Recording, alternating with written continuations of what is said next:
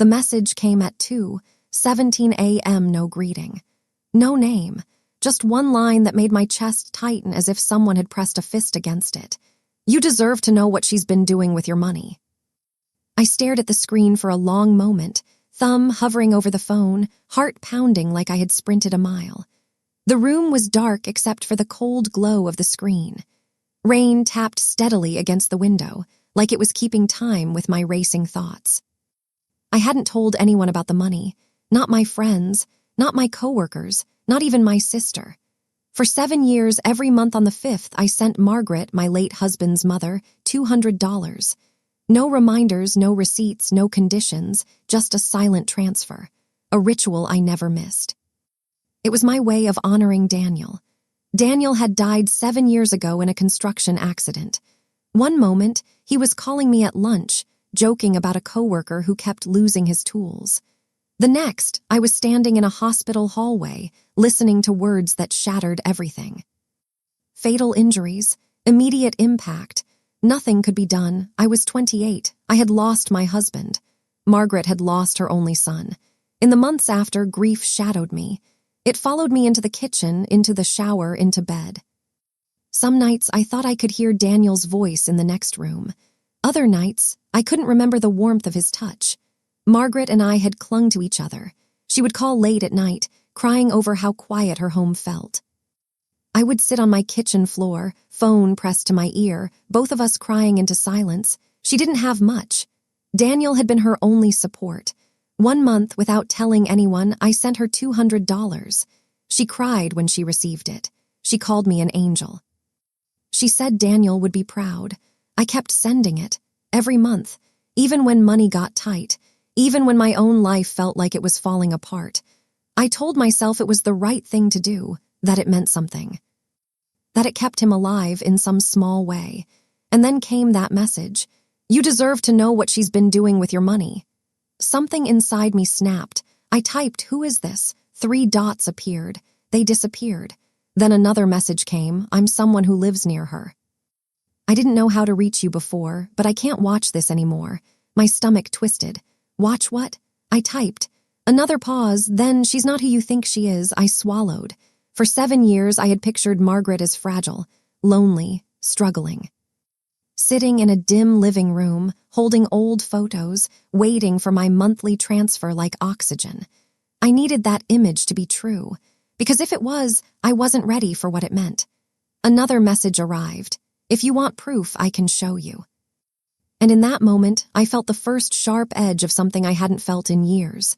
Not grief, not sadness, something darker, something dangerous, something that whispered, "What if everything you believed was a lie?" I didn't reply right away. I sat there, phone in my hand, staring at the wall as if it might explain everything for me. My heart raced, but now another feeling stirred, a sharp ache like pressing on a bruise I didn't know existed. Finally, I typed, "What kind of proof?" 3 dots appeared, then disappeared. Then a photo arrived. It took a few seconds to load. When it did, my breath caught. Margaret stood on the porch of a house I didn't recognize. 2 stories, freshly painted, lanterns flanking a solid oak door. She wore a bright blue dress I'd never seen before and held a glass of wine. Her hair was styled, her face relaxed. Smiling, not the woman who had cried to me about barely affording groceries, not the woman who reused tea bags and counted pennies. Not the woman I had imagined sitting alone in a dim, quiet house. Another photo. Margaret stepping out of a silver car, new, shiny, expensive. Then another. Her at a restaurant patio, laughing with 2 women, champagne on the table. I felt dizzy. I typed, "Where are these from?" The reply came quickly, taken over the last year. "I live across the street from her. That's her house." My stomach sank. "That's not possible," I wrote. "She told me she still lives in Daniel's childhood home." A pause. "She sold that house 4 years ago. 4 years ago." My hands shook. My mind scrambled. She had been lying to me for at least 4 years, maybe longer. "Why are you telling me this?" I asked. The response took longer this time because I heard her talking about you. She brags about how guilt keeps the money coming. Those were her exact words. I felt cold, my entire body. I tried to remember the last time Margaret had asked how I was doing, the last time she checked on me without turning the conversation back to herself. I couldn't. I had been her emotional crutch, her story. Her excuse, and now maybe her income. I stared at my banking app, month after month. $200, 12 months, 7 years, $16,800, all gone. My phone buzzed again. If you want, I can send videos. I closed my eyes. For years, grief had been my enemy. Now something else was waking up, something bitter, something furious, something that whispered, "She used you." And for the first time since Daniel died, I didn't feel weak. I felt dangerous. I didn't sleep that night. Every time I closed my eyes, her laughter played in my mind, the bright, carefree sound in the photos, so different from the sobs she'd sent over the phone. By morning, my chest felt hollow, as if someone had hollowed out my insides and replaced them with rage. At 6:12 a.m., I typed back, "Send the videos." They arrived in a steady stream, grainy clips filmed from a distance. Margaret on her porch talking animatedly to a man I didn't know, music playing from inside the house, people coming and going, laughing, relaxed, happy. Another, her loading groceries into a sleek SUV, not a cheap car, not the worn, aging one she claimed to drive when she complained about bills. I felt sick. All these years she had cried about being poor, about skipping meals, about loneliness. I had rearranged my life around her needs, skipped vacations, worked extra shifts, denied myself small pleasures, all to keep her afloat. And now I realized she hadn't needed me. She had needed control. My phone rang at 8:30 a.m. Margaret's name flashed on the screen. For 7 years, I would have answered immediately. This time, I let it ring. Twice. 3 times. Finally, I sent a message instead. "I see the videos." 3 dots appeared, then vanished. "I hope you understand how much I rely on that money," she typed almost immediately. I felt my hands tremble. She didn't say thank you. She didn't say, "Are you okay?" She said rely. I stared at the screen, not grateful, not human, obligatory, transactional. I typed slowly, carefully, "I'll need some time to think." 3 dots again. And I knew, with a clarity I hadn't felt in years, I was done being her story, her charity, her fool. I wasn't sure yet what I would do. But I knew one thing, I wouldn't let her manipulate me anymore. That night, I sat in my kitchen, staring at my laptop. My fingers hovered over the keyboard, and I typed her name into Google. Typing her name felt like stepping over a line I'd avoided for 7 years. I had convinced myself that respecting her privacy was part of honoring Daniel. But now, that respect felt like a lie I had been forced to live inside. The search results were mostly old, an outdated directory listing, a blurry photo from a charity fundraiser. But then I found a real estate post. Charming 2-story home sold in quiet suburban neighborhood, new owners excited to move in. The date, 4 years ago. Her name was listed as the seller.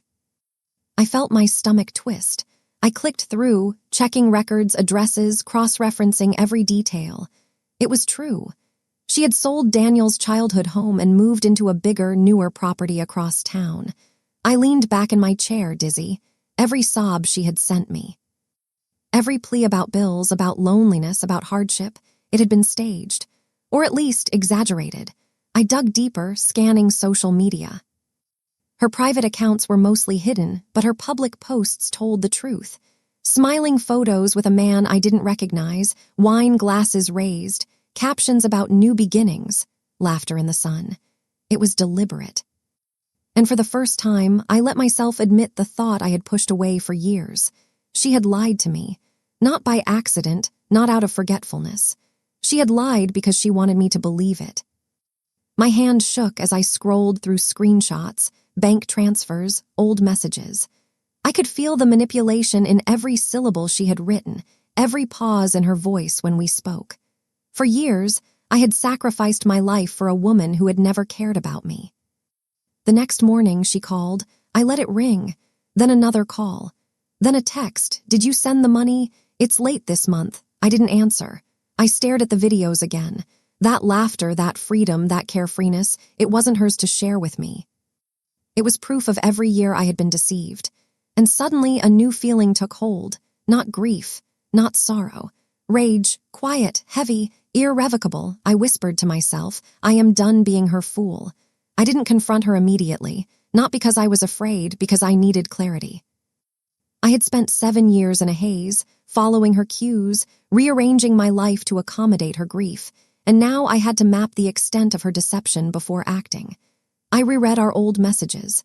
Every sigh, every pause, every subtle nudge suddenly looked different.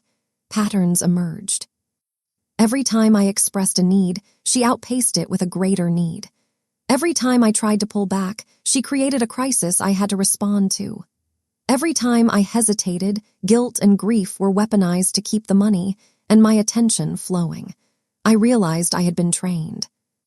Not forced, not tricked, trained. The 5th of the month came. My phone reminded me, transfer $200 to Margaret Henson. 7 years, not once missed, not once questioned. I stared at the prompt. For the first time, I didn't transfer the money. Instead, I typed, I can't send it today. Almost immediately, her reply appeared. What do you mean you can't? My hands shook. I typed slowly, I have some unexpected expenses. No empathy, no concern, only accusation. You promised Daniel you'd take care of me. Her words were a blade, precise and familiar. I had heard them before, felt them before, obeyed them before. This time, I didn't reply. Another message, time doesn't pay my bills, she didn't care about me, she never had. For the first time, I saw it clearly. This wasn't grief. This wasn't loss. This was control. And I realized something else. I had let her have it. Every year, every sacrifice, every small corner of my life I had abandoned. My friends, my work, my own happiness. She had owned through manipulation, through the careful use of grief and guilt. I closed my eyes, inhaled slowly, and whispered to myself, not anymore. For the first time in 7 years, I felt the taste of freedom. That night, Margaret called. Her voice was tight, trembling, the practiced edge of faux concern I'd known for years. Why are you doing this to me? She asked, skipping greetings entirely. I leaned back in my chair, staring at the darkened window. My reflection looked older than I remembered. I told you I needed time, I said. You've never needed time before, she snapped. What changed? Everything, I thought, but I said nothing. I just breathed. I'm dealing with things, I told her. So am I, she said, venom laced in her tone. But I don't abandon people. Abandon. That word hit me like a hammer. My instinct was to apologize, to explain, to soothe, but I didn't. Instead, I asked, Margaret, where do you live now? Silence, not the natural pause, but the measured, calculating silence. In my house, she said finally. The old one? I pressed. Yes, I exhaled slowly. Why lie? Her voice sharpened. What are you talking about? I know you sold it. She hesitated, then, of course I sold it, I told you that. No, you didn't, I said. You must have forgotten. I laughed quietly, bitterly. I don't forget things like that. Her tone dropped. Why are you interrogating me? Because you've been lying to me for years, I said. You're confused, she replied. No, I said firmly. I'm not. Her breathing slowed, measured. Then a sharp laugh cut through the line, not warmth, not grief, sharpness, control. I knew this day would come, she said. What does that mean? I asked. I knew eventually you'd start questioning me, people like you always do. People like me, guilty, emotional, easy to guide. My hands curled into fists. You don't even realize how much I protected you, she continued. I gave you purpose when your life had none. That sentence shattered something inside me. You took advantage of my grief, I whispered. She scoffed. You needed me. I needed my husband, I corrected, voice trembling with the weight of truth. She didn't answer. I pressed on. How much of what you told me was real? A pause, then softly, deliberately, enough. Enough for what? For you to keep sending the money. The knife hit its mark.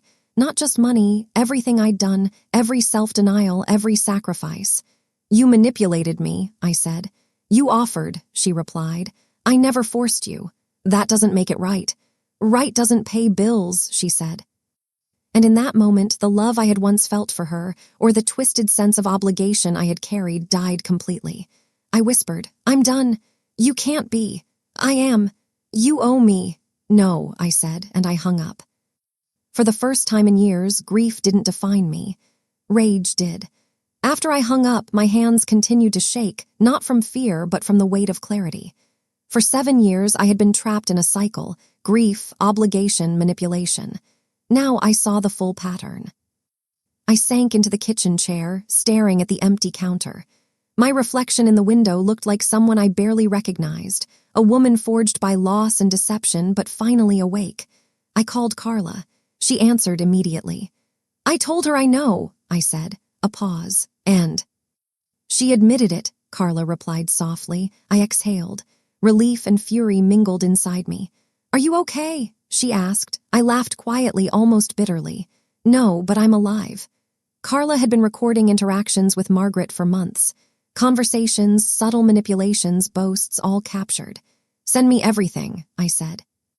That night, I sat at my desk and organized the evidence. Videos, screenshots, bank transfers, old messages, timelines, patterns. I saw her for what she truly was, not broken, not grieving, not helpless. She was cruel, strategic, manipulative. I realized the shame I had carried for years didn't belong to me. It belonged to her. The next morning, she called again. I didn't answer. Another call, another voicemail. Her voice calm, soothing, calculated. You're upset, I understand, let's talk. I didn't reply, I didn't need to. Instead, I contacted a lawyer. I told him everything. He listened quietly. You've been financially exploited, he said. The word landed heavily. Exploited.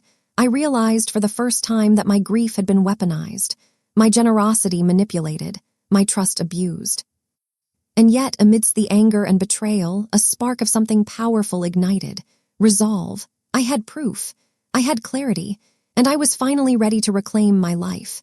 Margaret didn't stay quiet. Blocking her number slowed her down, but didn't stop her. Within 2 days, emails arrived from unknown addresses. Dramatic, calculated messages, how I was killing her slowly, how I had betrayed her, how Daniel would be ashamed of me. Then came calls to my work, messages to my sister. She even appeared at my apartment building. I wasn't home, but the doorman called me, his voice cautious. There's an older woman here asking for you. She seems upset. I closed my eyes. She's not allowed in, I said. If she comes again, call the police. Reality hit me, Margaret, police, yet fear wasn't dominant. Disgust was. Carla sent me more recordings. Margaret on her porch, laughing, boasting about me. She's so predictable, she said in one clip. Just say Daniel's name and she melts. I could have asked for more, honestly. I listened 3 times. Each replay hardened something inside me. It wasn't just that she lied. It was that she never cared. Not about me, not about my grief, not even about Daniel. She loved what his death gave her: control, sympathy, money. I filed a civil claim. When she was served, she exploded. She showed up at my work. Security escorted her out. She screamed my name, accusations spilling like venom. You're a monster. You stole my son and now you're stealing my life. People stared. I didn't step out. I watched from security cameras. Her face wasn't grieving. It was furious, entitled. I realized she didn't see me as a person. She saw me as a resource, and resources don't leave. One night I received a voicemail from an unknown number. Her voice, low and controlled. You think you've won, but I made you. I can break you. I didn't delete it. I forwarded it to my lawyer. Months passed. The case was slow, painstaking, emotionally exhausting. Margaret tried to play the victim in court, crying about her dead son, her loneliness. I listened, unmoved. My lawyer presented the recordings, property records, messages. The courtroom grew silent. Margaret's face shifted, rage, not shame. That was the breaking point. The truth could no longer be hidden. And in that moment, I understood fully. This woman had thrived on my grief, and I had allowed it for far too long. The ruling didn't come immediately. Court never moves as quickly as you want when emotions run high and evidence is thick. For weeks, I sat with the weight of everything I had uncovered, the lies, the manipulation, the betrayal. Every time I closed my eyes, I could hear her laughter from the videos, bright and carefree, so different from the sobs she had sent over the phone. During this waiting period, I started therapy. not because I was falling apart, but because I needed to understand how I had let this happen. My therapist asked one simple question. When was the last time you made a choice that had nothing to do with guilt? I couldn't answer. I realized that for 7 years, my entire adult life had been shaped around her needs, her grief, and her control. Every sacrifice I had made, every self-denial, every corner of my life I had given up, I had done it to appease her, to honor Daniel, or to soothe my own guilt. The day of the judgment finally arrived. My lawyer called early. "You're going to want to sit down," he said. I already was. "She's been ordered to repay a significant portion of what she took. Not everything, but enough to matter. And there's a formal finding of intentional misrepresentation. She cannot contact you again legally. Any attempt will have serious consequences." I closed my eyes, letting the words settle. Relief, yes, but also quiet. A calm I hadn't felt in years. A week later, a handwritten letter arrived from Margaret. My lawyer had advised me not to open it. I did anyway. "You destroyed me. I hope you're proud. Daniel would hate what you've become. You were nothing without us." I folded the letter carefully, no tears, no shaking. Just pity for the woman I had once been, who would have collapsed reading these words. The woman who would have apologized, sent money, endured the manipulation. She was gone. Margaret moved away shortly after, selling her new house, leaving town. I heard she told people I betrayed her, that I was cold and used her grief. I didn't correct the narrative. I didn't chase her lies. I let her have them. Because I finally understood the truth. You don't heal by convincing your abuser. You heal by leaving them behind. And for the first time in 7 years, I began asking myself questions that had nothing to do with her. What do I want? Who am I without guilt? What would Daniel actually want for me? Not the version of him she invented, but the man I loved. I could almost hear his voice, soft, clear. "You don't owe anyone your life." The first morning I didn't check my bank account for Margaret's transfer. I felt light, almost guilty for feeling light. I made coffee and sat by the window, sunlight spilling across the counter. For 7 years, my life had revolved around her grief, her demands, her lies. Now it didn't. I breathed deeply, savoring a freedom I hadn't known in years. Carla came over later that morning. She didn't bring proof this time. She brought a smile and tea. "She's gone for good?" I asked. "For now," Carla said. "You did everything right." I laughed quietly, hollow at first, then real. I wasn't a victim anymore. I was a survivor. Over the following weeks, I reclaimed the parts of life I had abandoned. Small joys, passions, independence. A weekend trip with a friend. A painting class I had dreamed of. Even reopening a dating app, not for someone new, but to remind myself I could. The money Margaret had taken, or tried to take emotionally, was partially returned, enough to clear lingering debts, enough to feel safe, enough to remind me that justice could matter. But more important than the money was the knowledge I gained. I had power to set boundaries, power to protect myself, power to choose myself. Sometimes at night I still replay her words, the lies, the manipulation, the entitlement. But now they don't wound me. They remind me of the woman I refused to remain.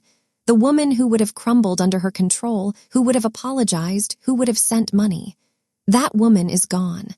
Margaret moved away, sold her house, and spread her false stories. I didn't correct her. I didn't care. The final lesson is simple but heavy. You cannot live for someone else's grief. You cannot owe anyone your existence. And when someone exploits your love and loss, you have the right, not the choice, to walk away. I sit by the window now, coffee in hand, sunlight warming my face. For the first time in years, I feel it fully. Peace. Not happiness, not relief, peace, and it's mine.